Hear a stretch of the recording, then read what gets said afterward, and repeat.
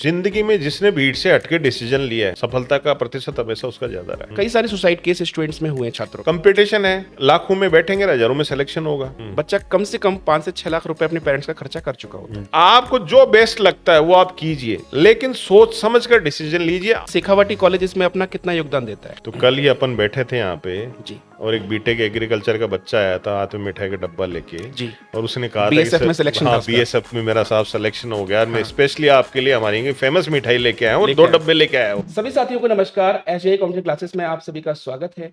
जैसा कि आप सभी को पता है कि 12th के एग्जाम्स हो चुके हैं और 12th के एग्जाम्स के बाद बच्चों और उनके पेरेंट्स के मन में कई सारे सवाल उठते हैं, कई सारी कसकस होती है उनके मन में कि आखिर बच्चे को अब किस फील्ड में भेजा जाए और उनके लिए कौन सा फील्ड जो है सबसे बेहतर होगा। इन सारे सवाल के जवाब देने के लिए मेरे साथ आज शेखावाटी कॉलेज के चेयरमैन सर रंजीत सर बैठे हुए हैं। तो जानते हैं आज कि बच्चों के मन में जो सवाल चल रहे हैं और पेरेंट्स के मन में जो आजकल कसकस चल रही है कि बच्चों को किस फील्ड में भेजा जाए, तो उन सारे सवालों के जवाब देने के लिए मेरे साथ बैठे हुए हैं चेयरमैन सर। तो सर पहला सवाल ये है कि जैसे कि अगर हम बात करें आजकल बच्चा जो है कि 12th के बाद जी सबसे ज्यादा फील्ड जो चूज करता है वो नीट और जेई। अगर आज की डेट में हम बच्चा 11th कर रहा है, 12th कर रहा है, किसी बच्चे से पूछो कहाँ जाना है, उनके पेरेंट्स से पूछो तो उनके मन में एक ही सवाल आता है कि नीट करना है या जेई करना है। तो सर ये कितना सही है और क्या ये फैसला पेरेंट्स का या बच्चों का किस हद तक सही है? सभी साथियों को नमस्कार। नितिन जी, आपने जो सवाल पूछा ये आज की तारीख में सबसे बड़ी समस्या है। बिल्कुल सर। हर पेरेंट्स के मन में, हर स्टूडेंट के मन में यही एक कसमकस चलती रहती है कि अब क्या किया जाए क्या नहीं किया जाए।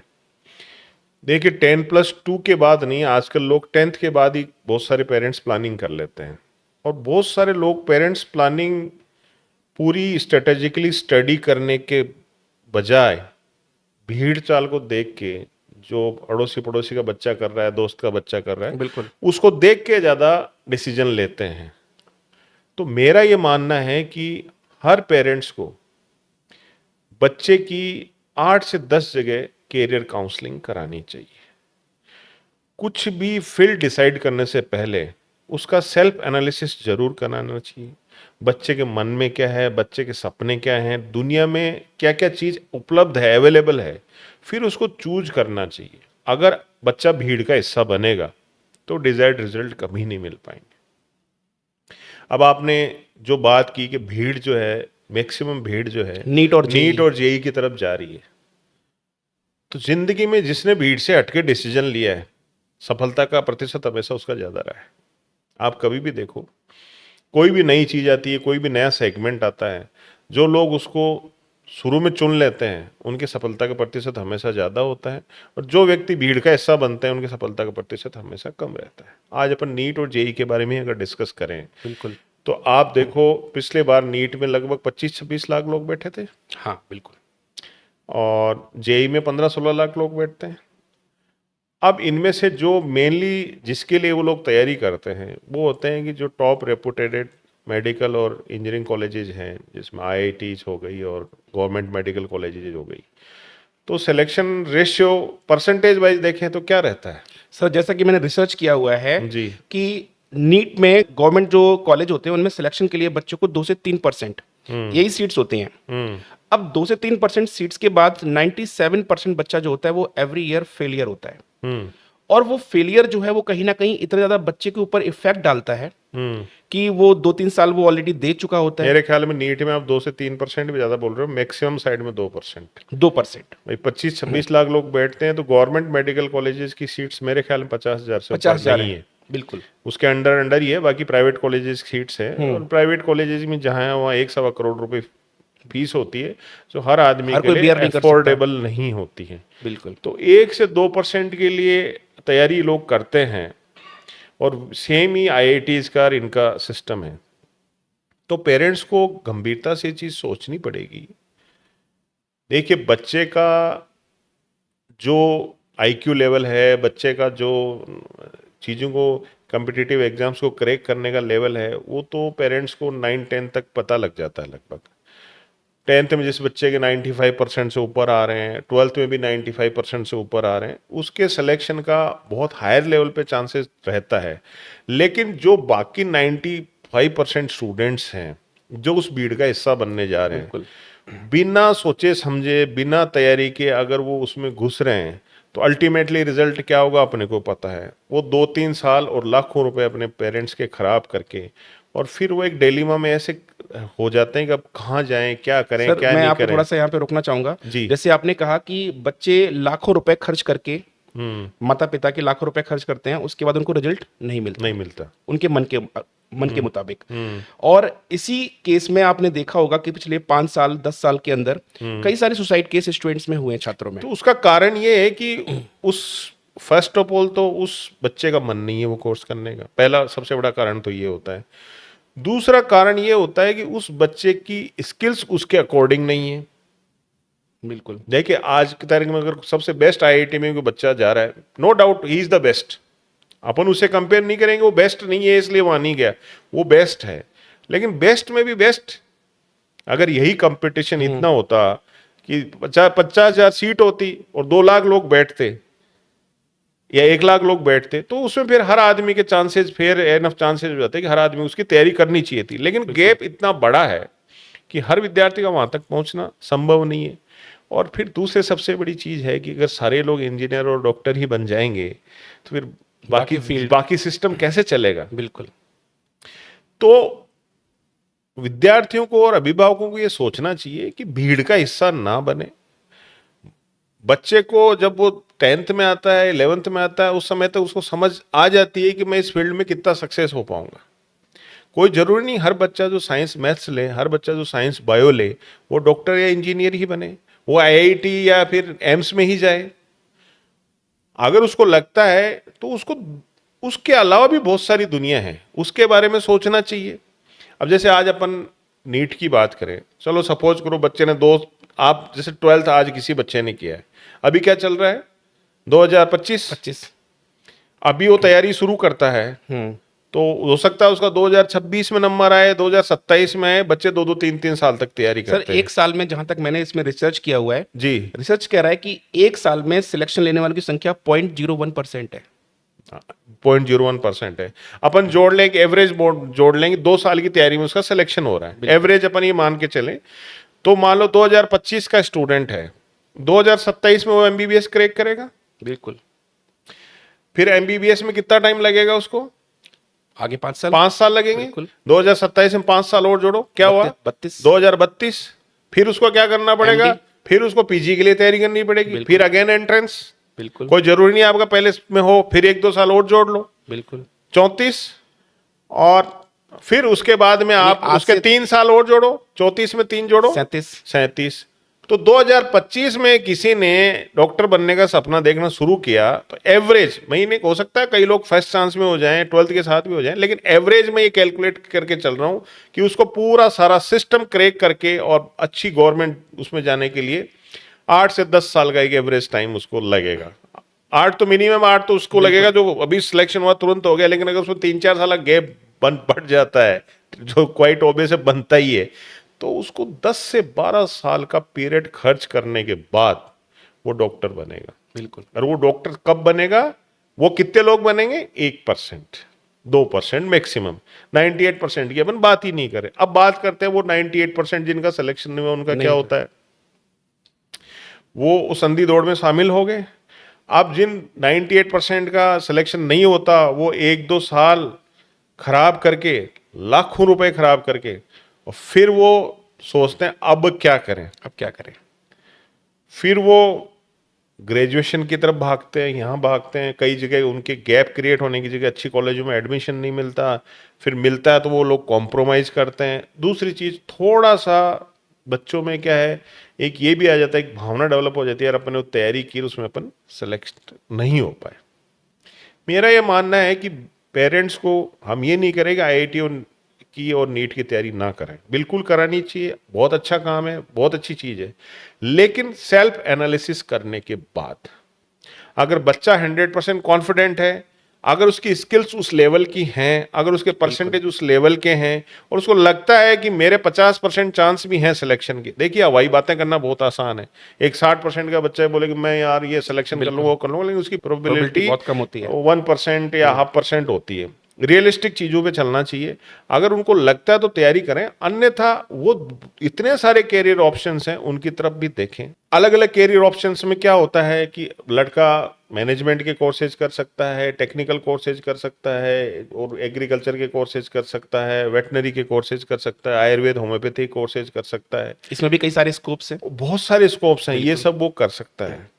और उसके साथ साथ आजकल एक जो नया मॉडल आया है, नया सिस्टम आया है कि एक ग्रेजुएशन के साथ साथ गवर्नमेंट वैकेंसी की वो तैयारी करे, उस दिशा में उसको बहुत गंभीरता से सोचना चाहिए। अच्छा, क्या शेखावाटी कॉलेज जो है, जी। जैसे आपने कभी लास्ट में एक बात कही कि गवर्नमेंट जॉब की तैयारी कॉलेज के साथ वो कर सकता है, क्या शेखावाटी कॉलेज इसमें अपना कितना योगदान देता है?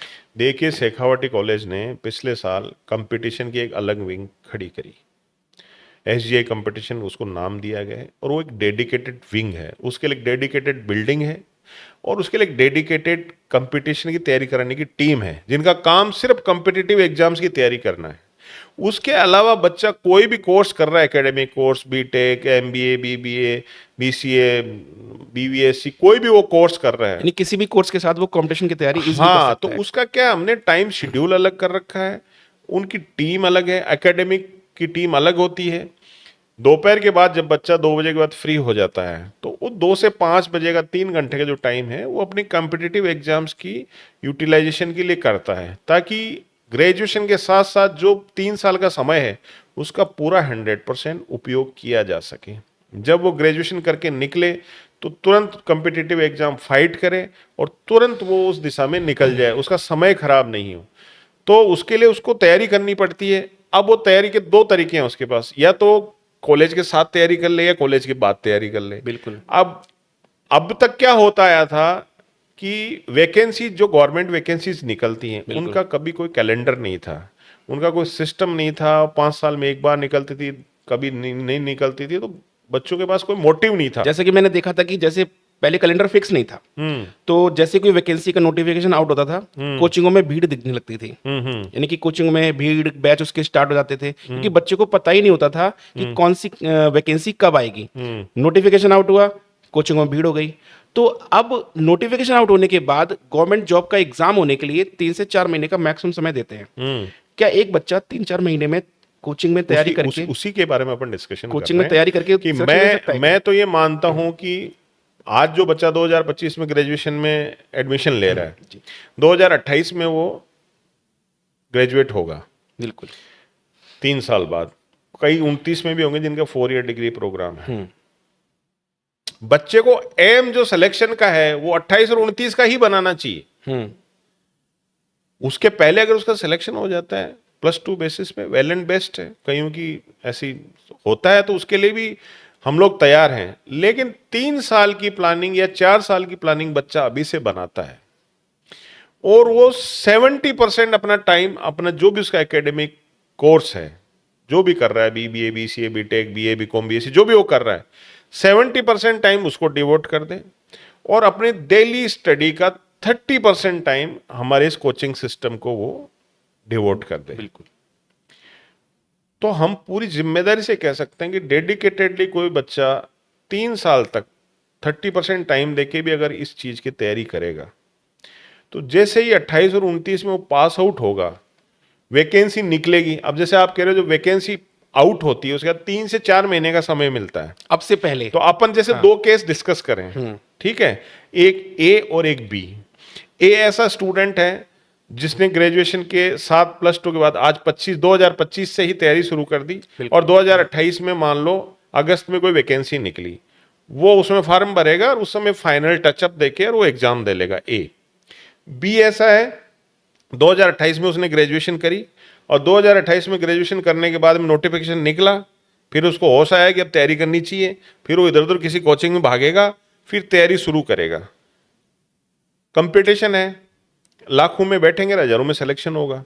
आप मुझे बताओ, जो बच्चा 3 साल उसका नोटिफिकेशन आउट होने से पहले उस चीज की तैयारी कर रहा है, और उसने कम से कम 3 साल के अंदर कितने टेस्ट दे लेगा वो? हम लोग हर वीकली टेस्ट कराते वीकली हैं। टेस्ट तो हो गए 3 साल में, यानी कि 1 साल में 52 वीक, हाँ, और 3 साल में यानी कि हो गए 150, हाँ, 156। हाँ, तो वो 150 बार कोई बच्चा उस एग्जाम के उस सिस्टम से गुजर चुका होगा, और वो तैयारी कर रहा होगा, उसको जो बच्चा 2028 में तैयारी करेगा नोटिफिकेशन आउट होने के बाद, वो कैसे पकड़ेगा? और एक बड़ी बात और है सर, हम्म जैसे कि 3 साल में तो उसने ये वीकली टेस्ट दिए, लेकिन हम लोगों ने 6 सेमेस्टर में हम्म 5 सेमेस्टर तक हम उसका कोर्स पूरा करा रहे हैं, हम्म और 6वां सेमेस्टर जो लास्ट सेमेस्टर बच्चे का होता है, हम्म उसमें लगातार हम उसको टेस्ट सीरीज, रिविजन्स और डाउट्स कराते हैं। डाउट्स कराओगे तो लास्ट के 6 महीने में एक बच्चा 100 से 150 टेस्ट दे देगा। दे देगा। तो वो जब आप इतना सब उसको प्रिपरेशन करा लोगे और वो उसे कम्पिटिटिव एटमॉस्फेयर का 3 साल तक हिस्सा रहेगा, तो उससे 2 फायदे होंगे। एक तो जब उसका नोटिफिकेशन आउट होगा, मैं कह रहा हूं तैयारी भी करे तो पेरेंट्स को भी चाहिए, बच्चों को भी चाहिए कि उसमें कोई हड़बड़ी ना दिखाए, कि पेरेंट्स ये उम्मीद करने लगते हैं कि वो 2025 में तैयारी करना शुरू करी, 26 अरे में बच्चे हैं। छह महीने में कोई वैकेंसी निकले, इसका 6 महीने में साहब सिलेक्शन होना चाहिए। उससे देखिए, बर्डन में कोई भी चीज अपन करेंगे ना, उसमें कोई बहुत अच्छा रिजल्ट हासिल होगा नहीं। बिल्कुल। बच्चे को उसकी स्किल्स डेवलप करने में, कम्पिटिटिव एग्जाम के एटमॉस्फेयर में लाने में और तैयारी करने में 3 साल का समय अगर वो रिलैक्स्ड वे में तैयारी करेगा, तो उसके सिलेक्शन के चांसेस 99% हो जाएंगे। और ऐसे वो हड़बड़ी में करेगा तो कुछ गलतियां करेगा, वो गलतियां मैं चाह रहा हूँ 3 साल यहाँ प्रिपरेशन के दौरान ही कर ले, और वो गलतियों को आप इवेलुएट भी करते हो कि साहब ये इसने तुम्हारे ये पक्ष कमजोर है, ये पक्ष स्ट्रांग है, तो कमजोर पक्ष को आप धीरे धीरे स्ट्रांग करते हो। जब सारी उसकी वीकनेसेस सब सब्जेक्ट्स की दूर हो जाएंगी, तो अपने आप बच्चा कंपटीशन में पास हो जाएगा। तो मेरा पेरेंट्स से कहने का मतलब है कि इस मॉडल में जो बच्चा एडमिशन लेगा, उसके पास खोने के लिए कुछ नहीं है, कुछ न कुछ लेके जरूर जाएगा वो। बिल्कुल। जिसमें न्यूनतम क्या है, न्यूनतम अपने ग्रेजुएशन की डिग्री लेके जाएगा, उसका समय बिल्कुल भी कतई खराब नहीं हो रहा है। जैसा कि जब अब जैसे आप नीट और जेई की बात कर रहे थे, 12वीं के बाद उसने 2 साल तैयारी कर ली, तो वर्स्ट टू वर्स्ट क्या मिलेगा उसको? कुछ नहीं, जीरो। जीरो। यहां वर्स्ट टू वर्स्ट चले, चलो बच्चे ने ग्रेजुएशन की तैयारी भी कर ली, कंपटीशन की तैयारी भी कर ली, उसका सिलेक्शन नहीं हुआ गवर्नमेंट जॉब में, तो इतना तो श्योर है 3 साल तक जो कॉम्पिटिटिव एग्जाम्स की तैयारी करेगा, प्राइवेट में तो बहुत अच्छी जगह वो सेट हो ही जाएगा। और दूसरी बात, उसने कुछ खोया नहीं। नहीं, वो ग्रेजुएशन किया, उसको जॉब 100% मिल जाएगी, चाहे वो मिले सरकारी चाहे प्राइवेट। सरकारी मिल जाए सोने पे सुहागा, और प्राइवेट में भी वो कम से कम उसने इतनी स्किल एक्वायर कर ली 3 से 5 साल में, 3-4 साल में, कि वो प्राइवेट के लिए तो बहुत अच्छी जगह पे सिलेक्ट हो जाएगा।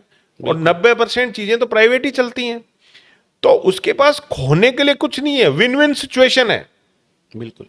मतलब अब जैसे नीट जेई की कोई बच्चा तैयारी कर रहा है और +2 के बाद उसने 1-2 साल लगाए, तो या तो उसको मिलेगा 100 या मिलेगा जीरो। जीरो। लेकिन यहां ऐसा नहीं है, यहां 100% उसको वो मिलेगा ही कुछ ना मिलेगा। कुछ लेके ही जाएगा। मिलेगा ही मिलेगा।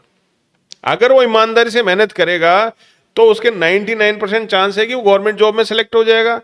थोड़ी अगर उसकी तैयारी कमजोर रही या मान लो भाग्य ने साथ नहीं दिया, तो कम से कम वो काम करने लायक हो जाएगा इंडस्ट्री में, कहीं ना कहीं वो 100% सेटल हो जाएगा, क्योंकि उसने अपनी एकेडमिक स्किल्स के साथ साथ में एडिशनल स्किल्स जो कॉम्पिटिटिव एग्जाम्स के लिए होती है उसने हासिल कर ली है। वो एक कंपिटिटर है, मतलब ये वो कंपटीशन को फाइट करना सीख गया है। तो ऐसे लोगों के लिए तो बाजार में जॉब्स की कोई कमी नहीं है। तो ये फुल प्रूफ बढ़िया मॉडल है। इस मॉडल में जो बच्चा एंटर करेगा कुछ ना कुछ लेके जाएगा, पेरेंट्स का पैसा बिल्कुल भी वेस्ट नहीं होगा। तो मेरी पेरेंट्स से यही अपील है कि आपको जो बेस्ट लगता है वो आप कीजिए, लेकिन सोच समझ कर डिसीजन लीजिए। अपने बच्चों को बिना सोचे समझे भीड़ का हिस्सा मत बनाइए। जैसे मेरे मन में एक क्वेश्चन और आ रहा था, नीट जेई को लेके आ रहा था, कि जैसे कि आपने बताया था कि बच्चा 12th के बाद या 12th होते होते वो 2 से 3 साल तैयारी करता है जी। और 2 से 3 साल की तैयारी में बच्चा कम से कम 5 से 6 लाख रुपए अपने पेरेंट्स का खर्चा कर चुका होता है। जी। तो ये पैसे का और माता पिता का जो प्रेशर होता है बच्चे को, वो किस हद तक होता है देखिए, प्रेशर तो फाइनेंशियली, और फिर जो उम्मीदें हैं? प्रेशर तो बच्चे के होता ही है, और माँ बाप एक उम्मीद के साथ ही एडमिशन कराते हैं।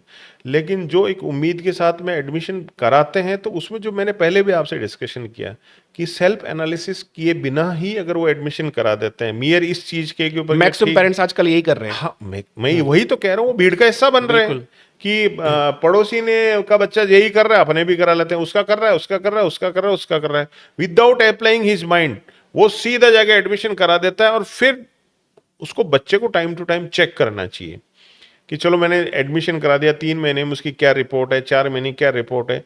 बच्चा अगर उस लेवल पे नहीं जा पा रहा है तो डोंट प्रेशराइज हिम।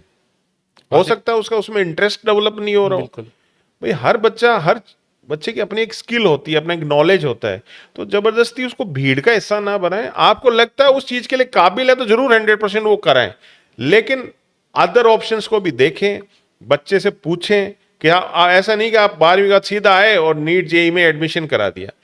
12वीं के बाद में नीट जेई भी उसको दिखाएं, ये जो +2 के बाद कंपटीशन होता है उसको भी दिखाएं, अदर चीजें भी दिखाएं, और उसके बाद में आप घर पे सलाह करके डिसीजन लें कि मेरे लिए क्या बेटर है। तो 100% मैं मानता हूं कि उस चीज में बिल्कुल सही डिसीजन लेंगे। बिल्कुल, जैसे कि मैं खुद मेडिकल एस्पिरेंट्स रहा हूँ जी। और मैंने भी 12th के बाद 2 साल तैयारी की, लेकिन मेरा फिजिक्स वीक था काफ़ी। तो उस वजह से मुझे लग गया था कि इस वजह से मेरा सिलेक्शन होगा नहीं, ठीक है। तो फिर मैंने लेकिन साथ में ग्रेजुएशन कर रहा था मैं। मैंने कहीं भी बैक नहीं किया कि बीच में कि ग्रेजुएशन नहीं करना है। मैं मेडिकल की तैयारी कर रहा था, ग्रेजुएशन भी कर रहा था। लेकिन तब ऐसा कोई ऑप्शन नहीं था मेरे पास कि जो ग्रेजुएशन के साथ में कॉम्पिटिशन की तैयारी करा रहा हो, जहाँ पे चांसेस 100% लगते हैं कि जैसे सरकारी नौकरी की बात करें तो कई सारी वैकेंसीज होती हैं। उस समय भी कई सारी अच्छा वैकेंसीज थी। नितिन जी, इसमें एक बात और गौर करने लायक है। आपने नीट जेई कर भी ली, आपका सिलेक्शन भी हो गया। जिस जमाने में आप तैयारी करते थे, जो जमाने में अब तैयारी हो रही है, उस समय सीपीएमटी हुआ करता नहीं, था। उसमें बहुत फर्क आ गया। बिल्कुल। फर्क क्या आ गया? फर्क एम्प्लॉयमेंट को लेके आ गया है। उस समय इंजीनियर और डॉक्टर गिने चुने होते थे। अब जिस हिसाब से इंजीनियर और डॉक्टर्स की खेप निकल रही है, ये करने के बाद में आपको अच्छा एम्प्लॉयमेंट मिलेगा, इसकी कोई गारंटी नहीं है। बिल्कुल। तो वो एस्पेक्ट भी पेरेंट्स को सोचना पड़ेगा कि लाखों की संख्या में डॉक्टर्स निकल रहे हैं, लाखों की संख्या में इंजीनियर्स निकल रहे हैं और निकलते ही जा रहे हैं हर साल। तो 8-10 साल बाद जब बाजार में इतने इंजीनियर और डॉक्टर उपलब्ध हो जाएंगे, तो इनके एम्प्लॉयमेंट की क्या स्थिति रहेगी उसके बारे में भी सोचना चाहिए। इसलिए सारे चीजों पे गौर करते हुए पेरेंट्स को डिसीजन लेना चाहिए।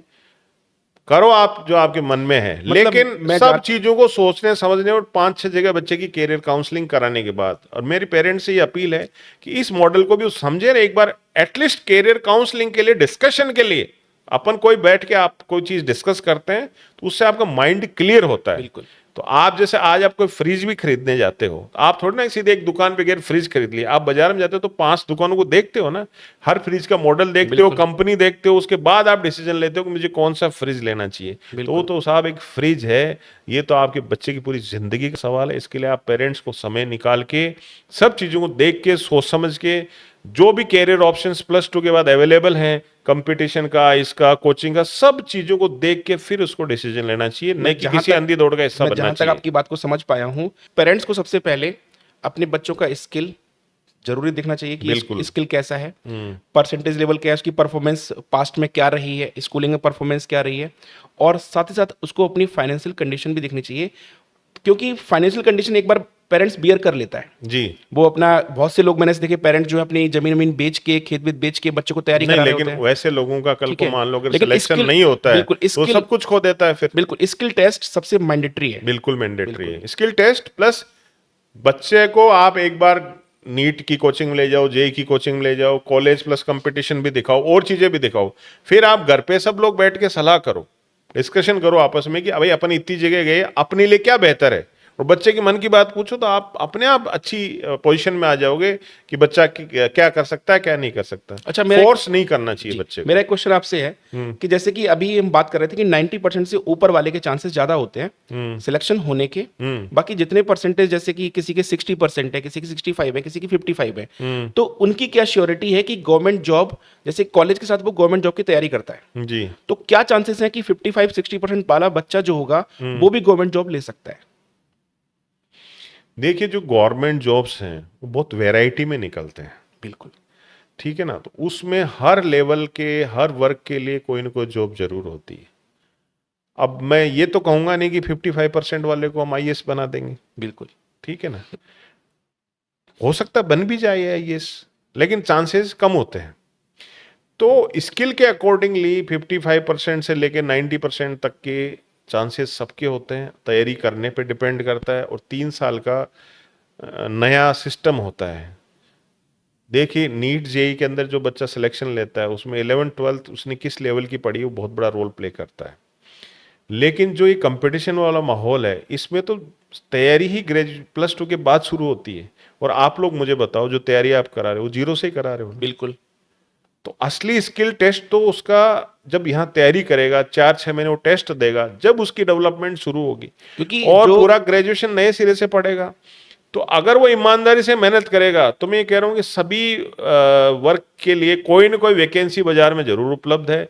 तो सबके फेयर चांसेज होते हैं लेने के, क्योंकि नीट जेईई में तो एक ही लक्ष्य है, नीट में हो गया तो ठीक है, नहीं तो नहीं हुआ। यहाँ तो वैरायटी कितनी है भाई, आप क्लर्क से लेके आईएएस तक कितने सारे ऑप्शंस हैं। तो कहीं ना कहीं तो अगर आप तो तैयारी तो सबकी कॉमनली जैसे करा एक रहे अभी हो। आंकड़ा जो मेरे पास आया है अभी जी फिलहाल, जैसे कि अभी राजस्थान में चतुर्थ श्रेणी कर्मचारी की भर्ती निकली हुई है जी और उसमें 24 लाख लोगों ने फॉर्म भरा हुआ है। जी और इवन जो पीएचडी स्टूडेंट हैं, जी जिन्होंने पीएचडी की हुई है, जिन्होंने पोस्ट ग्रेजुएशन की हुई है, बीटेक की हुई है, एमटेक की हुई है, उन्होंने भी उसमें फॉर्म डाला हुआ है। तो सरकारी जॉब की तरफ लोगों का इतना रुख क्यों है? सरकारी जॉब की तरफ इतना रुख इसलिए है कि हमारे गांव में एक कहावत है कि चाहे आंधी आए, चाहे बारिश आए, चाहे कुछ भी आए, भैया सरकारी नौकरी वाले के तो कोई टेंशन नहीं है। ये बिल्कुल कारण क्या है? सबसे बड़ा जो कारण है वो है जॉब सिक्योरिटी। एक बार आप एंटर कर गए, आपने कुछ गड़बड़ नहीं किया, तो आपकी जिंदगी भर की सर्विस सिक्योर्ड है। क्योंकि प्राइवेट सिस्टम में तो बहुत कम्पिटिटिव होना पड़ता है आदमी को, बहुत सारी कई बार परिस्थितियां मैटर करती हैं। तो इसलिए सरकारी जॉब की सिक्योरिटी होने की वजह से, एक परिवार को संबल मिलने की वजह से लोगों का आकर्षण देखो इसके प्रति नेचुरली है, और समाज भी इसको अलग दृष्टि से देखता है। समाज की नज़र में एक गवर्नमेंट का पियोन जो है, आप प्राइवेट की बहुत बड़े उससे भी बड़ा मानते हैं, मैनेजर से बड़ा ज्यादा मैनेजर से मानते हैं। बड़ा मानते हैं उसको। तो वो केवल जॉब सिक्योरिटी की वजह से, एक समाज का सिस्टम है, समाज की सोच भी है, और ये तो देखो मानना पड़ेगा, सरकारी सिस्टम में जॉब सिक्योर तो होती है, एटलीस्ट उसका जिंदगी सिक्योर हो जाती है एक बार वो एंटर कर जैसे जाता अभी है। अगर मैं बात करूं, एक अभी मुझे पेरेंट्स मिले थे पिछले कुछ दिनों पहले, तो वो अपनी लड़की के लिए एक लड़का ढूंढ रहे थे, सर्च कर रहे थे। हम्म तो लड़के कई सारे ढूंढे, रिश्ते कई सारे आते हैं, ढूंढते हैं। तो एक लड़के की जॉब थी, उसका सैलरी पैकेज था लगभग 14-15 लाख जी प्राइवेट्स में। और एक लड़का था गवर्नमेंट जॉब में, जिसकी सैलरी थी 55,000 आसपास, यानी कि उसका पैकेज हो गया लगभग 6.5 लाख 7 लाख रुपए। लेकिन उसने प्रेफरेंस किसको दी? गवर्नमेंट जॉब वाले को। जी और कहना उसका क्या था कि आज इसका अगर पैकेज 15 लाख है, कल पता नहीं 15 लाख की जगह 5 लाख होगा, या होगा भी नहीं होगा नहीं पता। लेकिन आज इसका पैकेज 6.5 लाख 7 लाख है, 5 साल बाद इससे मिलोगे तो इसका पैकेज 10 लाख 12 लाख होगा। ये बढ़ेगा, लेकिन उसकी श्योरिटी नहीं है। नहीं, वो मैं कह रहा हूं ना, हो सकता है ऐसा ना हो, मैक्सिमम केसेस में ऐसा होता नहीं है। प्राइवेट सेक्टर को भी मैं ये नहीं कह सकता कि सारे लोगों के साथ ये ऐसा होता है, लेकिन एक समाज की सोच है जिसको आप नहीं बदल सकते। बिल्कुल। समाज आज भी प्रेफर गवर्नमेंट जॉब को ही करता है, लोगों के मन में भी है, और ये सच्चाई भी है कि गवर्नमेंट जॉब की सिक्योरिटी होती है। लेकिन अब जो है, भगवान की दया से ये सिस्टम इतना अच्छा हो रहा है धीरे धीरे कि कैलेंडर फिक्स हो गया, तो उसकी वजह से बच्चे की तैयारी वेस्ट नहीं जाएगी। नहीं, पहले क्या सरकार होता था जागरूक कि हो गई बच्चे है। तैयारी कर लेते थे और 2 साल तैयारी कर ली और उसके बाद पता लगा अगले 5 साल वैकेंसी नहीं वैकेंसी नहीं आ आई, रही। तो एक फ्रस्ट्रेशन उनमें डेवलप हो गया था। तो अब चूंकि कैलेंडर आने से, सिस्टम बनने से, अब जो तैयारी कर रहे हैं उसको मैक्सिमम बेनिफिट है इन चीजों का। बिल्कुल। तो ये बहुत बढ़िया टाइम शुरू हो गया। यूपीएससी की तरह सब स्टेट्स ने अपने अपने कैलेंडर बना दिए हैं, और टाइम टू टाइम भर्तियां होंगी, ये गवर्नमेंट के मेन एजेंडे में है। तो बच्चे इसकी तैयारी करेंगे। अब सरकारी की तैयारी करेंगे तो प्राइवेट में तो देखो हो ही जाएगा, ये वाली जैसे कि बात अगर मैं बात करूं सर, कि अभी हर बच्चे को देखो, हर बच्चा का लेवल यूपीएससी आरपीएससी लेवल का नहीं होता। है। जी इससे छोटे एग्जाम भी होते हैं, समाज में इनका काफी कद भी होता है, रेस्पेक्ट भी काफी होती है। बात करें एसएससी के एग्जाम की, SSC CGL, SSC CHSL, MTS, GD, selection post, इसके अलावा रेलवे आ गया, रेलवे में एएलपी असिस्टेंट लोको पायलट हो गया। जी। इसके अलावा एनटीपीसी की वैकेंसी होगी, ग्रुप डी की वैकेंसी हो जी। गई। फिर वैकेंसी आती है राजस्थान सरकार की। जी राजस्थान सरकार में बात करें तो तहसीलदार हो गया आपका। इसके अलावा अगर हम बात करें तो आपका ग्राम पंचायत अधिकारी हो गया। जी तो ये सारी पोस्ट जो है, ये सारी पोस्ट भी लोगों को देखनी चाहिए, क्योंकि इनमें भी काफी ज्यादा कंपटीशन होता है। और ग्रेजुएशन बच्चा अगर करने आता है तो मुझे लगता है कि किसी भी जॉब को, यानी कि हमने जो प्रोग्राम स्टार्ट किया है वो 360 डिग्री प्रोग्राम किया है। यानी बच्चा ग्रेजुएशन के बाद किसी भी फील्ड में जाना चाहता है। अब बात करें बैंक की भी बात करें, बैंक में आपका रूरल बैंक की वैकेंसी आ गई, आपकी एसबीआई की आ गई, आईबीपीएस की आ गई, नेशनलाइज बैंक की सारी आ गई। तो कई सारे ऑप्शंस बच्चे के पास होते हैं, लेकिन वो बच्चे को ऑप्शंस पता नहीं होते। तो 12th के बाद बच्चा अगर ग्रेजुएशन के साथ वो तैयारी करता है 360 डिग्री प्रोग्राम में, जहां पर उसको पता है कि बेसिक लेवल से हमें एडवांस लेवल तक पढ़ना है, जी और एडवांस लेवल तक पढ़ने के बाद हम किसी भी एग्जाम को फाइट कर सकते हैं, किसी भी एग्जाम में हम बैठ सकते हैं। तो बच्चे को इस बारे में आप क्या संदेश देना चाहते हैं? इस बारे में ये संदेश देना चाहता हूँ, आपको ध्यान हो तो कल ही अपन बैठे थे यहाँ पे जी और एक बीटेक एग्रीकल्चर का बच्चा आया था हाथ में मिठाई का डब्बा लेके, जी। और उसने कहा था कि बीएसएफ में सर, सिलेक्शन था हाँ उसका। बीएसएफ में मेरा साहब सिलेक्शन हो गया और मैं स्पेशली आपके लिए हमारी फेमस मिठाई लेके आया हूँ और लेके 2 आया। डब्बे लेके आया वो। बिल्कुल तो ये इन्हीं सब चीजों का नतीजा है। बिल्कुल। उसने थोड़ा ना बीटेक कंप्लीट कर लिया, सेकंड ईयर में ही है वो, सेकंड ईयर में है। लेकिन उसका हो गया सिलेक्शन। तो जो तैयारी करेगा उसके लिए वो मिठाइयों के डब्बे हमेशा तैयार रहते हैं। तो उसने एडमिशन ले लिया, उसी दिन से उसकी अपॉर्चुनिटी चालू हो गई और अपन तो तैयारी करा ही रहे हैं उसको। हो सकता है किसी का सिलेक्शन 6 महीने में हो जाए, किसी का 8 महीने में हो जाए, किसी का 12 महीने में हो जाए, किसी का 2 में हो जाए, 3 में हो जाए, लेकिन उसके तैयारी कंटिन्यू चलती रहेगी, वो लगा रहेगा तो कहीं ना कहीं कुछ ना कुछ पालेगा। और बहुत सारी वैकेंसी +2 लेवल पे भी आती है, इस पे भी आती है। मेरा स्टूडेंट्स को ये सजेशन है कि उसको हर तरीके की तैयारी करनी चाहिए साहब। इसके बहुत सारे एग्जाम्पल्स हैं, कुछ तो हमारे जानकार भी हैं। अब उन्होंने सोच लिया मेरे को तो आईएएस ही बनना है जी। एक आधे एग्जाम्पल मेरे सामने ऐसे हैं, वो आईएएस की तैयारी में लगे रहे 10 साल 12 साल, वो 40 एज साल निकल के गई। हो गए, वो बिल्कुल अब कुछ करने लायक नहीं रहे। तो मेरा सजेशन ये है कि अच्छा क्यों नहीं रहे कि हम आईएएस के अलावा कोई एग्जाम देंगे ही नहीं। क्यों भाई, क्यों नहीं दोगे? अगर आप एक बार क्लर्क बन जाते, एक बार तहसीलदार बन जाते, तो आगे बढ़ने एक की बार जरूरत थोड़ी कुछ ना भी रहता। बन जाते, और वो इंटेलिजेंट है, उनमें बहुत सारे कई बार इंटरव्यू तक भी जाके आ गए 2-3 बार, तो इसका मतलब आईएएस के प्रीलिम्स और मेंस आपने क्रैक कर लिया, तो टैलेंट है आप में। तो ऐसा तो कोई सिस्टम है नहीं कि आपने कोई एक गवर्नमेंट जॉब पकड़ ली तो दूसरी गवर्नमेंट जॉब की आप तैयारी हाँ, नहीं कर बिल्कुल सकते। कर सकते हो। तो मेरा स्टूडेंट्स को सजेशन ये है कि सबसे पहले उसको सिक्योरिटी की तरफ जाना चाहिए, कि सबसे पहले मेरी लाइफ सिक्योर हो, लाइफ एक उससे चले जिससे न पेरेंट्स को बोझ लगे न समाज उनको प्रेशराइज करे। देखिए समाज ऐसा है कि 3 से 5 साल बाद प्रेशराइज करना शुरू कर देता है कि बेटा ग्रेजुएशन हो गई, क्या कर रहे पोस्ट हो? ग्रेजुएशन हो गया, अब क्या कर रहे हो, अब क्या कर रहे हो, उसका क्या रिप्लाई है? क्या करोगे तो क्या रिप्लाई है? तो उसका रिप्लाई यही है कि जो चीज हाथ लगे उसको ले लेना चाहिए। उसके बाद बेटरमेंट के लिए तो हर आदमी जिंदगी भर कोशिश करता मतलब ही जैसे है। सीधा मैं एग्जांपल एक दूं, हाँ। मतलब चढ़ना तो चाहता है वो माउंट एवरेस्ट, जी फतेह करना चाहता है वो माउंट एवरेस्ट, जी। लेकिन उसको चढ़ना नहीं आता हर्ष पहाड़ी तक। हंस पहाड़ी तक। ठीक है, तो उसको तो पहले कम वो से हर्ष कम पहाड़ी छोटे चढ़े, मोटे, है हाँ ना? छोटी फिर मोटी वो- हाइकिंग तो करे हाँ, हो। फिर वो धीरे धीरे चढ़े, फिर आगे शिखर पे पहुंचे। हाँ तो वही तो कह रहा हूं मैं। बिल्कुल। तो यानी कि सभी छात्रों को संदेश सर का यही है कि जितने भी छात्र हैं तो अपनी गवर्नमेंट जॉब की तैयारी ग्रेजुएशन के साथ करें। आप ग्रेजुएशन में आप BA, BSc, BCom, BBA, BSc, BTech कोई भी कोर्स करना चाहते हैं, लेकिन सिर्फ एक सिंपल डिग्री के लिए ना पढ़ें। सिंपल डिग्री के साथ अपने स्किल के लिए, अपनी गवर्नमेंट जॉब के लिए, अपने फ्यूचर के लिए, अपनी सिक्योरिटी के लिए और अपने माता पिता के सपनों को पूरा करने के लिए गवर्नमेंट जॉब के साथ अपनी ग्रेजुएशन को जरूर करें। और शेखावाटी कॉलेज जो है वो ये आपको ये अपॉर्चुनिटी दे रहा है। तो शेखावाटी कॉलेज में आज ही आप लोग विजिट करें और ध्यान रखिएगा, ग्रेजुएशन के साथ सरकारी नौकरी के सपनों की उड़ान यहीं से मिलती है। तो मेरे साथ जुड़े हुए थे चेयरमैन सर शेखावाटी कॉलेज के। आप सभी लोग मेरे साथ जुड़े इसके लिए आपका बहुत बहुत धन्यवाद। नमस्कार। धन्यवाद।